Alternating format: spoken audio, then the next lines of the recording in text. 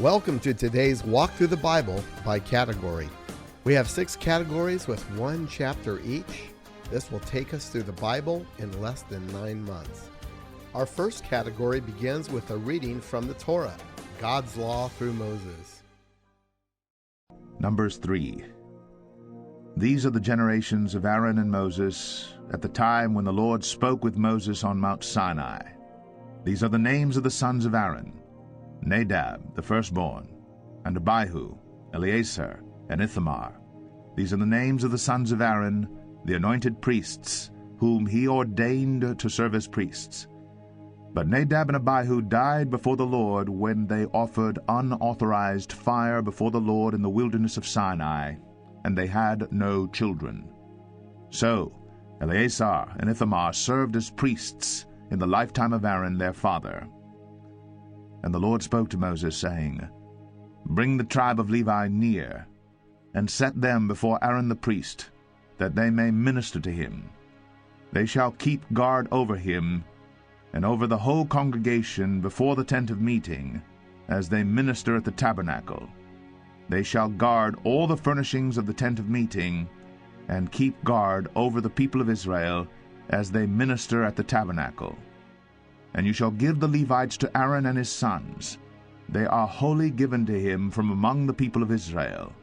And you shall appoint Aaron and his sons, and they shall guard their priesthood. But if any outsider comes near, he shall be put to death. And the Lord spoke to Moses, saying, Behold, I have taken the Levites from among the people of Israel, instead of every firstborn who opens the womb among the people of Israel. The Levites shall be mine, for all the firstborn are mine. On the day that I struck down all the firstborn in the land of Egypt, I consecrated for my own all the firstborn in Israel, both of man and of beast. They shall be mine. I am the Lord. And the Lord spoke to Moses in the wilderness of Sinai, saying, List the sons of Levi, by fathers' houses and by clans, every male from a month old and upward you shall list. So Moses listed them according to the word of the Lord, as he was commanded. And these were the sons of Levi by their names, Gershon and Kohath and Merari. And these are the names of the sons of Gershon by their clans, Libni and Shimei. And the sons of Kohath by their clans, Amram, Izhar, Hebron, and Uzziel. And the sons of Merari by their clans, Malai and Mushai. These are the clans of the Levites by their fathers' houses. To Gershon belonged the clan of the Libnites, and the clan of the Shimeites. These were the clans of the Gershonites. Their listing, according to the number of all the males from a month old and upward, was 7,500. The clans of the Gershonites were to camp behind the tabernacle on the west, with Eliasaph, the son of Lael, as chief of the father's house of the Gershonites. And the guard duty of the sons of Gershon in the tent of meeting involved the tabernacle, the tent with its covering, the screen for the entrance of the tent of meeting, the hangings of the court, the screen for the door of the court that is around the tabernacle and the altar and its cords, all the service connected with these. To Kohath belonged the clan of the Amramites, and the clan of the Izharites, and the clan of the Hebronites, and the clan of the Uzzielites. These are the clans of the Kohathites. According to the number of all the males from a month old and upward, there were 8,600 keeping guard over the sanctuary. The clans of the sons of Kohath were to camp on the south side of the tabernacle, with Elizaphan the son of Uzziel as chief of the father's house of the clans of the Kohathites. And their guard duty involved the ark, the table, the lampstand, the altars, the vessels of the sanctuary with which the priests minister, and the screen, all the service connected with these. And Eleazar the son of Aaron the priest was to be chief over the chiefs of the Levites, and to have oversight of those who kept guard over the sanctuary. To Merari belonged the clan of the Malites, and the clan of the Mushites. These are the clans of Merari. Their listing according to the number of all the males from a month old and upward was 6,200. And the chief of the father's house of the clans of Merari was Zuriel, the son of Abihail. They were to camp on the north side of the tabernacle, and the appointed guard duty of the sons of Merari involved the frames of the tabernacle, the bars, the pillars, the bases, and all their accessories, all the service connected with these, also the pillars around the court, with their bases and pegs and cords. Those who were to camp before the tabernacle on the east, before the tent of meeting toward the sunrise, were Moses and Aaron and his sons, guarding the sanctuary itself to protect the people of Israel. And any outsider who came near was to be put to death. All those listed among the Levites whom Moses and Aaron listed at the commandment of the Lord by clans, all the males from a month old and upward, were 22,000. And the Lord said to Moses, "List all the firstborn males of the people of Israel, from a month old and upward, taking the number of their names. And you shall take the Levites for me, I am the Lord, instead of all the firstborn among the people of Israel, and the cattle of the Levites instead of all the firstborn among the cattle of the people of Israel." So Moses listed all the firstborn among the people of Israel, as the Lord commanded him. And all the firstborn males, according to the number of names, from a month old and upward, as listed, were 22,273. And the Lord spoke to Moses, saying, "Take the Levites instead of all the firstborn among the people of Israel, and the cattle of the Levites instead of their cattle. The Levites shall be mine, I am the Lord. And as the redemption price for the 273 of the firstborn of the people of Israel, over and above the number of the male Levites, you shall take 5 shekels per head. You shall take them according to the shekel of the sanctuary, the shekel of 20 gerahs, and give the money to Aaron and his sons as the redemption price for those who are over." So Moses took the redemption money from those who were over and above those redeemed by the Levites. From the firstborn of the people of Israel he took the money, 1,365 shekels, by the shekel of the sanctuary. And Moses gave the redemption money to Aaron and his sons, according to the word of the Lord, as the Lord commanded Moses. Our second chapter is from Israel's history. 1 Kings 16. And the word of the Lord came to Jehu the son of Hanani against Baasha, saying, "Since I exalted you out of the dust, and made you leader over my people Israel, and you have walked in the way of Jeroboam, and have made my people Israel to sin, provoking me to anger with their sins, behold, I will utterly sweep away Baasha and his house, and I will make your house like the house of Jeroboam the son of Nebat. Anyone belonging to Baasha who dies in the city the dog shall eat, and any one of his who dies in the field the birds of the heavens shall eat. Now the rest of the acts of Baasha and what he did, and his might, are they not written in the book of the Chronicles of the kings of Israel? And Baasha slept with his fathers, and was buried at Tirzah, and Elah his son reigned in his place. Moreover, the word of the Lord came by the prophet Jehu the son of Hanani against Baasha and his house, both because of all the evil that he did in the sight of the Lord, provoking him to anger with the work of his hands, in being like the house of Jeroboam, and also because he destroyed it. In the 26th year of Asa king of Judah, Elah the son of Baasha began to reign over Israel in Tirzah, and he reigned 2 years. But his servant Zimri, commander of half his chariots, conspired against him. When he was at Tirzah, drinking himself drunk in the house of Arzah, who was over the household in Tirzah, Zimri came in and struck him down and killed him, in the 27th year of Asa king of Judah, and reigned in his place. When he began to reign, as soon as he had seated himself on his throne, he struck down all the house of Baasha. He did not leave him a single male of his relatives or his friends.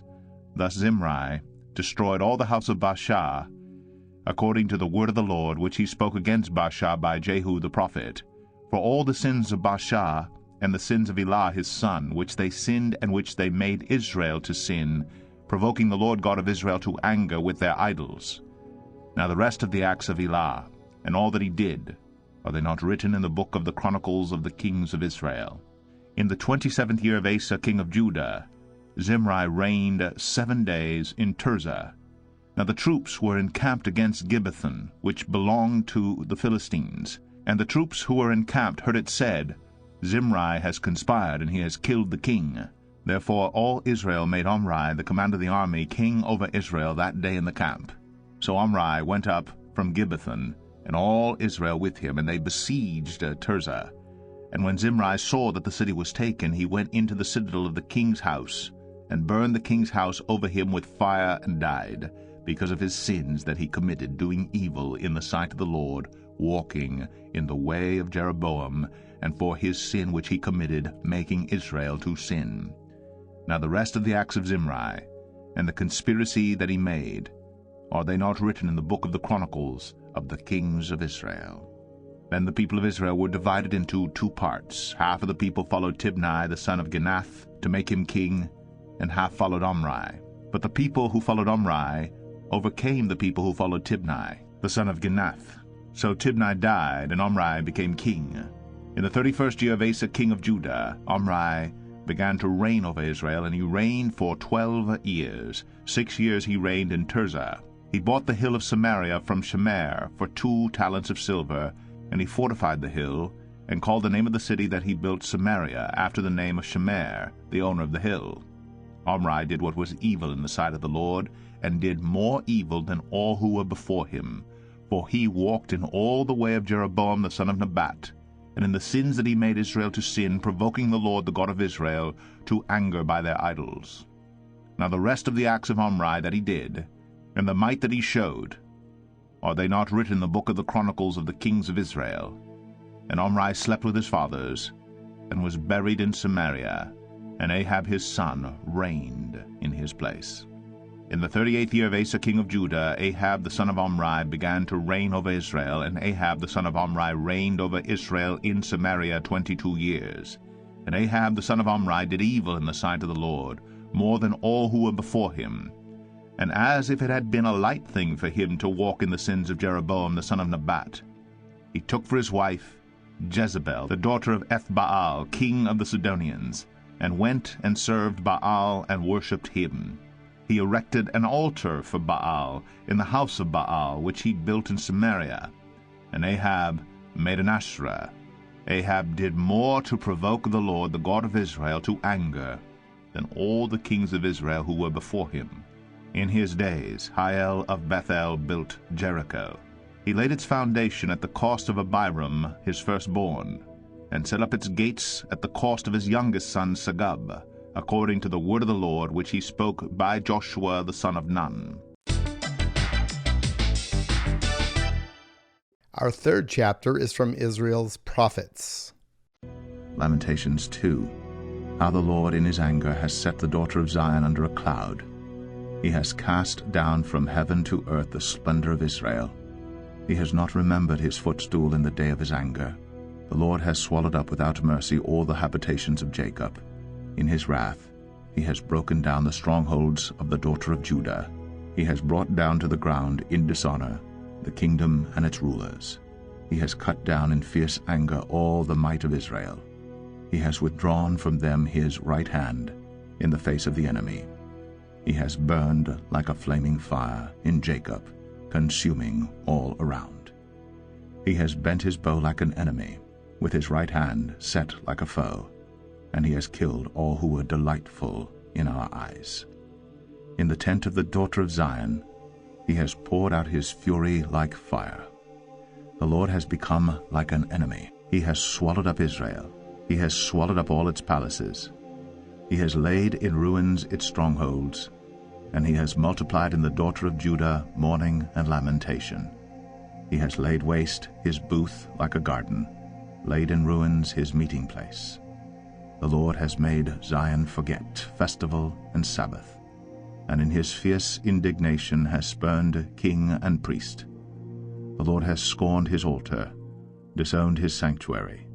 He has delivered into the hand of the enemy the walls of her palaces. They raised a clamor in the house of the Lord as on the day of festival. The Lord determined to lay in ruins the wall of the daughter of Zion. He stretched out the measuring line. He did not restrain his hand from destroying. He caused rampart and wall to lament. they languished together. Her gates have sunk into the ground. He has ruined and broken her bars. Her king and princes are among the nations. The law is no more, and her prophets find no vision from the Lord. The elders of the daughter of Zion sit on the ground in silence. They have thrown dust on their heads and put on sackcloth. The young women of Jerusalem have bowed their heads to the ground. My eyes are spent with weeping. My stomach churns. My bile is poured out to the ground. Because of the destruction of the daughter of my people, because infants and babies faint in the streets of the city. They cry to their mothers, "Where is bread and wine?" As they faint, like a wounded man, in the streets of the city, as their life is poured out on their mother's bosom. What can I say for you? To what compare you, O daughter of Jerusalem? What can I liken to you, that I may comfort you, O virgin daughter of Zion? For your ruin is vast as the sea. Who can heal you? Your prophets have seen for you false and deceptive visions. They have not exposed your iniquity to restore your fortunes, but have seen for you oracles that are false and misleading. All who pass along the way clap their hands at you. They hiss and wag their heads at the daughter of Jerusalem. Is this the city that was called the perfection of beauty, the joy of all the earth? All your enemies rail against you. They hiss, they gnash their teeth, they cry, "We have swallowed her." Ah, this is the day we longed for. Now we have it, we see it. The Lord has done what he purposed. He has carried out his word, which he commanded long ago. He has thrown down without pity. He has made the enemy rejoice over you and exalted the might of your foes. Their heart cried to the Lord, O wall of the daughter of Zion, let tears stream down like a torrent day and night. Give yourself no rest, your eyes no respite. Arise, cry out in the night, at the beginning of the night watches. Pour out your heart like water before the presence of the Lord. Lift your hands to him for the lives of your children who faint for hunger at the head of every street. Look, O Lord, and see. With whom have you dealt thus?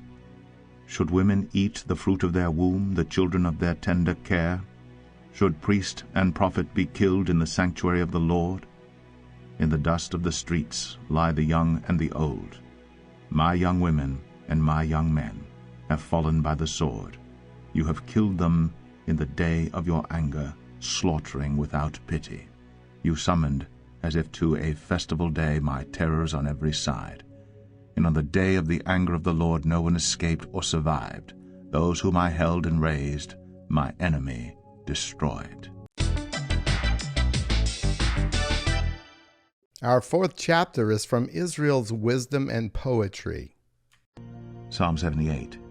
Give ear, O my people, to my teaching. Incline your ears to the words of my mouth. I will open my mouth in a parable. I will utter dark sayings from of old, things that we have heard and known, that our fathers have told us. We will not hide them from their children, but tell to the coming generation the glorious deeds of the Lord and his might, and the wonders that he has done. He established a testimony in Jacob and appointed a law in Israel, which he commanded our fathers to teach to their children, that the next generation might know them, the children yet unborn, and arise and tell them to their children, so that they should set their hope in God and not forget the works of God, but keep his commandments, and that they should not be like their fathers, a stubborn and rebellious generation, a generation whose heart was not steadfast, whose spirit was not faithful to God.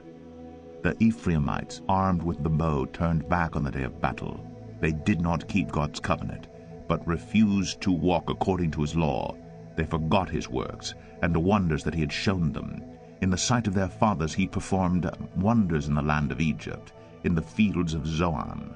He divided the sea and let them pass through it, and made the waters stand like a heap. In the daytime he led them with a cloud, and all the night with a fiery light. He split rocks in the wilderness, and gave them drink abundantly as from the deep. He made streams come out of the rock, and caused waters to flow down like rivers. Yet they sinned still more against him, rebelling against the Most High in the desert. They tested God in their heart by demanding the food they craved. They spoke against God, saying, "Can God spread a table in the wilderness?" He struck the rock so that water gushed out and streams overflowed. Can he also give bread or provide meat for his people? Therefore, when the Lord heard, he was full of wrath. A fire was kindled against Jacob. His anger rose against Israel, because they did not believe in God and did not trust his saving power. Yet he commanded the skies above and opened the doors of heaven. And he rained down on them manna to eat, and gave them the grain of heaven. Man ate of the bread of the angels. He sent them food in abundance. He caused the east wind to blow in the heavens, and by his power he let out the south wind. He rained meat on them like dust, winged birds like the sand of the seas. He let them fall in the midst of their camp, all around their dwellings, and they ate, and were well filled, for he gave them what they craved. But before they had satisfied their craving, while the food was still in their mouths, the anger of God rose against them, and he killed the strongest of them, and laid low the young men of Israel. In spite of all this, they still sinned. Despite his wonders, they did not believe. So he made their days vanish like a breath, and their years in terror. When he killed them, they sought him. They repented and sought God earnestly. They remembered that God was their rock, the Most High God their Redeemer. But they flattered him with their mouths. They lied to him with their tongues. Their heart was not steadfast toward him. They were not faithful to his covenant. Yet he, being compassionate, atoned for their iniquity, and did not destroy them. He restrained his anger often, and did not stir up all his wrath. He remembered that they were but flesh, a wind that passes and comes not again. How often they rebelled against him in the wilderness, and grieved him in the desert. They tested God again and again, and provoked the Holy One of Israel. They did not remember his power, or the day when he redeemed them from the foe, when he performed his signs in Egypt and his marvels in the fields of Zoan. He turned their rivers to blood, so that they could not drink of their streams. He sent among them swarms of flies, which devoured them, and frogs, which destroyed them. He gave their crops to the destroying locust, and the fruit of their labor to the locust. He destroyed their vines with hail, and their sycamores with frost. He gave over their cattle to the hail, and their flocks to thunderbolts. He let loose on them his burning anger, wrath, indignation, and distress, a company of destroying angels. He made a path for his anger. He did not spare them from death, but gave their lives over to the plague. He struck down every firstborn in Egypt, the firstfruits of their strength in the tents of Ham. Then he led out his people like sheep, and guided them in the wilderness like a flock. He led them in safety so that they were not afraid. But the sea overwhelmed their enemies, and he brought them to his holy land, to the mountain which his right hand had won. He drove out nations before them. He apportioned them for a possession, and settled the tribes of Israel in their tents. Yet they tested and rebelled against the Most High God, and did not keep his testimonies, but turned away, and acted treacherously like their fathers.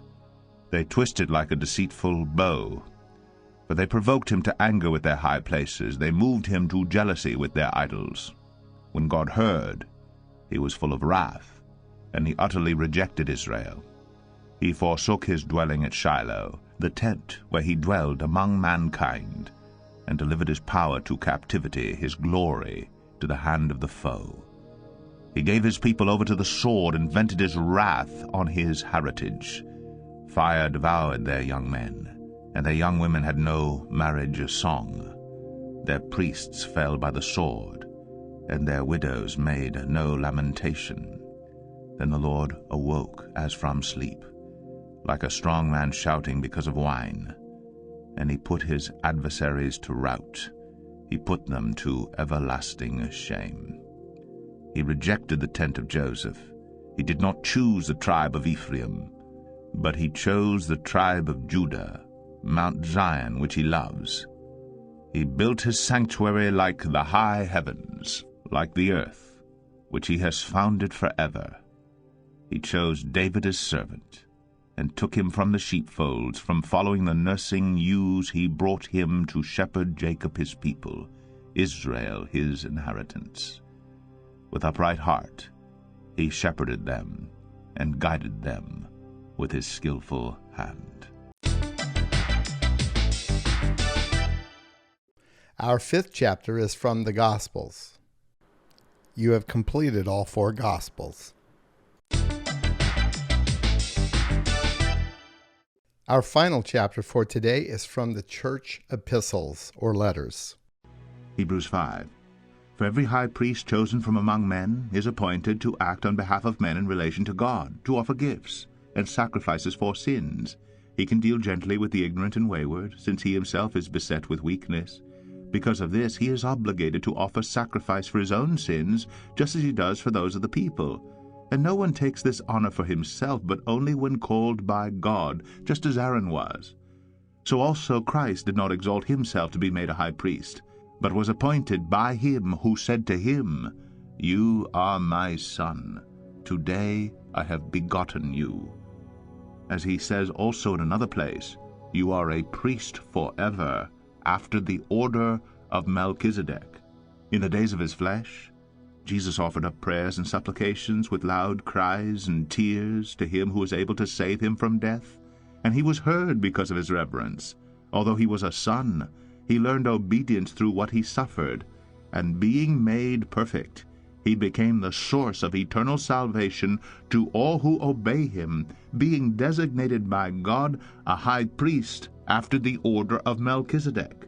About this we have much to say, and it is hard to explain, since you have become dull of hearing.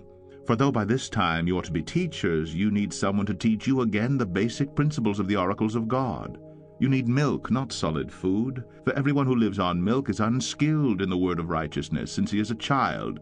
But solid food is for the mature, for those who have their powers of discernment trained by constant practice to distinguish good from evil.